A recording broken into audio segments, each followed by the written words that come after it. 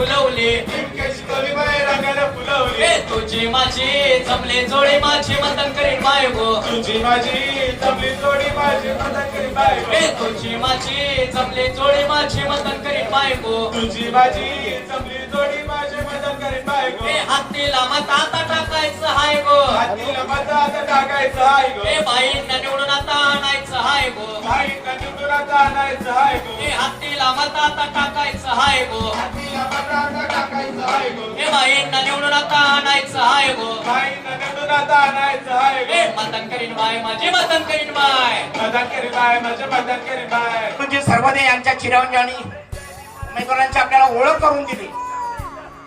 चंद्रशेखर उर्फ देवाबाई उघडे,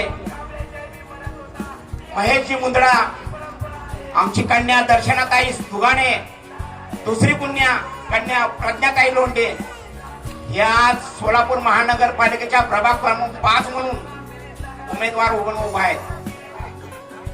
समाजाची आहे नाडी तुझ्या रे घड्या हातात, समाजाची नाडी आहे नाडी तुझ्या रे हातात, रहायला माडी आणि बसायला गाडी.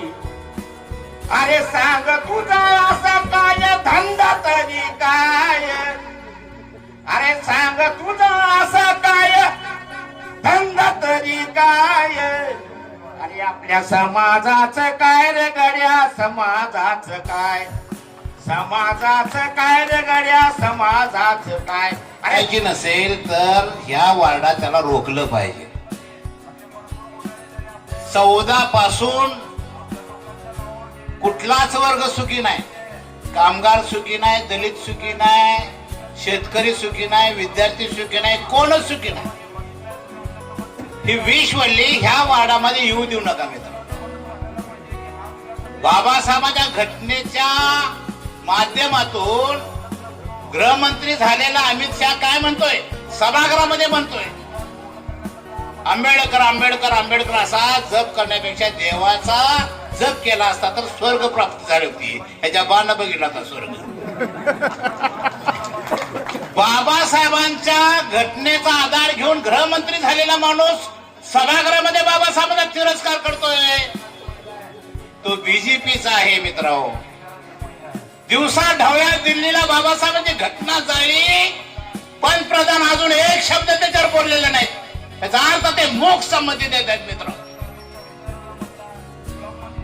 तो बीजेपीचा हेगडे नावाचा कर्नाटकचा खासदार काय म्हणतोय, आणि घटना बदलण्यासाठी सत्तेत आलोय म्हणतोय का नाही.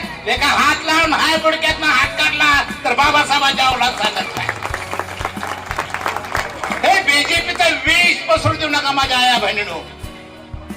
मला कळालं आरपीआय पण राहिले, पण आरपीआयला मत म्हणजे बीजेपीलाच पाणी आहे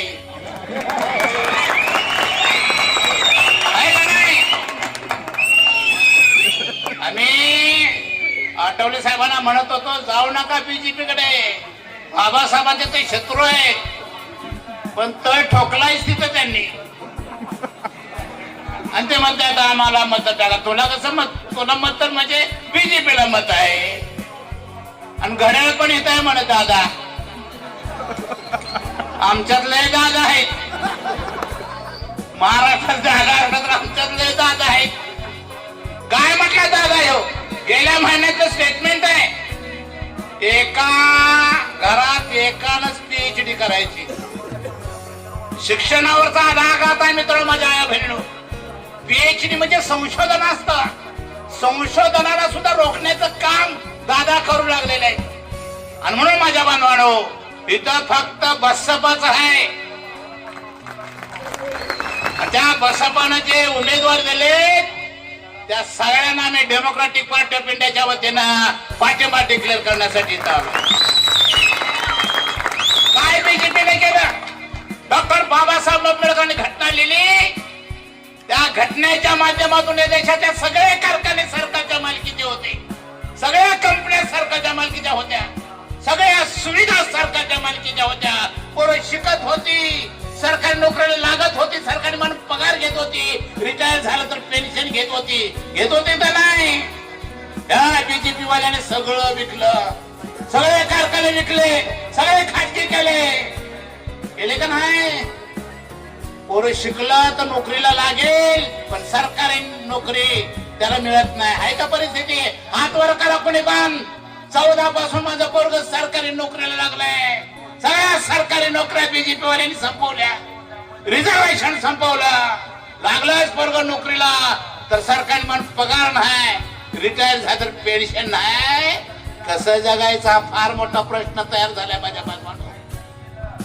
सगळे कारखाने खाजगी केले की नाही? सगळ्या सुविधा खाजगी केल्या ह्याने. बाबासाहेबांनी या सगळ्या सुविधा सरकारच्या मालकीच्या केल्या होत्या. ताज्या बातम्यांसह ठळक घडामोडी पाहण्यासाठी आजच डीडी दर्पण न्यूजला लाईक करा, शेअर करा व सबस्क्राईब करायला विसरू नका.